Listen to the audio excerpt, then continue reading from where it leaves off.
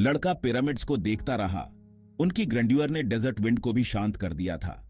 सालों उसने सफर किया था, ट्रेजर की भविष्यवाणी से प्रेरित होकर। अब अपने सपने के करीब पहुंचकर एक नया सवाल उसके मन में आया। क्या हो अगर असली ट्रेजर ही जर्नी थी? जिंदगी अक्सर एल्केमिस्ट की खोज जैसी होती है। हम समडे के दूर किनारों का पीछा करते हैं, जबकि वर्तमान पल हमारी उंगलियों से फिसल जाता है। हम खुद को यकीन दिलाते हैं कि खुशी होराइजन के पार है, किसी मायावी लक्ष्य को प्राप्त करने का इनाम। लेकिन क्या होगा अगर हम पहले से ही उपजाऊ जमीन पर खड़े हैं? क्या होगा अगर कल की परस्यूट हमें आज पर छिड़के हुए सोने की धूल से वंचित कर दे? दिल एक अनुभवी यात्री की तरह न केवल मंजिल के लिए बल्कि उठाए गए हर कदम में मिलने वाली समृद्धि के लिए तरसता है। इंसान का दिल सपनों का बुनकर होता है। हम भविष्य की कहानियां बुनते हैं जो सक्सेस, प्यार और संतोष से झिलमिलाती हैं। हालांकि यह विजन एक सुनहरा पिंजरा बन सकता है। हम खुशी को टाल देते हैं, यह सोकर कि मैं हैप्पी रहूंगा जब मेरे पास और पैसे होंगे, जब मुझे प्यार मिलेगा, जब मैं इस लक्ष्य को प्राप्त कर लूंगा।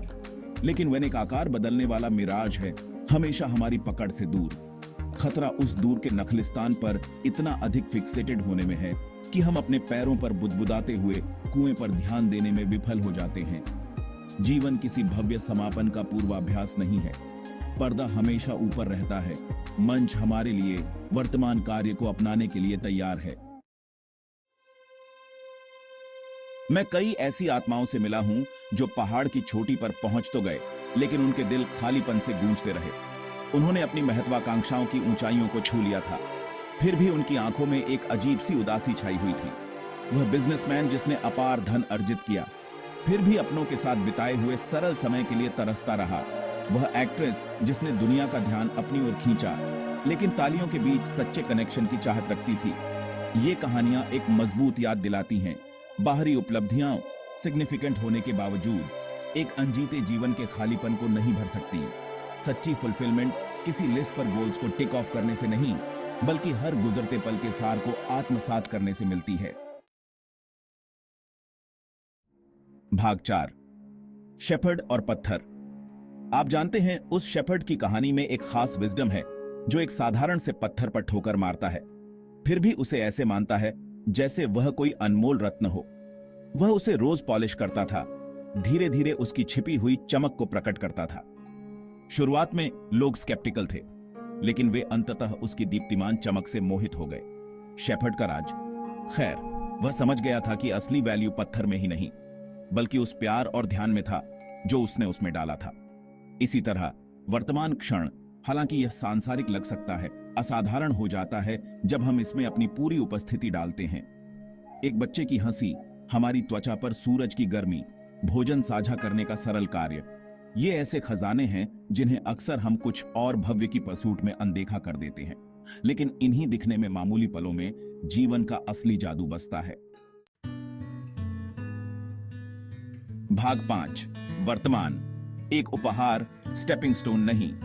वर्तमान क्षण केवल भविष्य का स्टेपिंग स्टोन नहीं है, बल्कि अपने आप में एक उपहार है।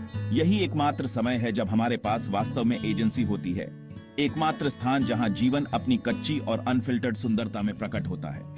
वर्तमान को एंड के मीन्स के रूप में देखने के बजाय हम इसे अपने आप में एक एंड के रूप में देखना चुन सकते हैं। एक कैनवास जिस पर हम कृतज्ञता, आनंद और कनेक्शन के जीवंत रंग भर सकते हैं। अतीत चला गया, भविष्य अनिश्चित, जो कुछ बचा है वह है वर्तमान, संभावना से परिपूर्ण। आइए हम इसे जो था या जो हो सकता है उस पर ध्यान देकर बर्बाद न करें। भाग 6, नाव को अपनाएं। जीवन की यात्रा पूर्णता के किसी दूर के शिखर पर पहुंचने के बारे में नहीं है। यह हर कदम, हर सांस, हर बीतते पल की समृद्धि को अपनाने के बारे में है।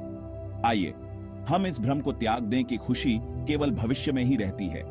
आइए हम कंट्रोल करने, प्राप्त करने, लगातार प्रयास करने की आवश्यकता को मुक्त करें। इसके बजाय आइए हम अपना ध्यान वर्तमान की ओर मोड़ें, जहां जीवन उन लोगों को अपने रहस्य बताता है जो सुनने को तैयार हैं। क्योंकि नाव के आलिंगन के भीतर हम सभी के सबसे बड़े खजाने की खोज करते हैं, पूरी तरह से जीवित रहने का उपहार।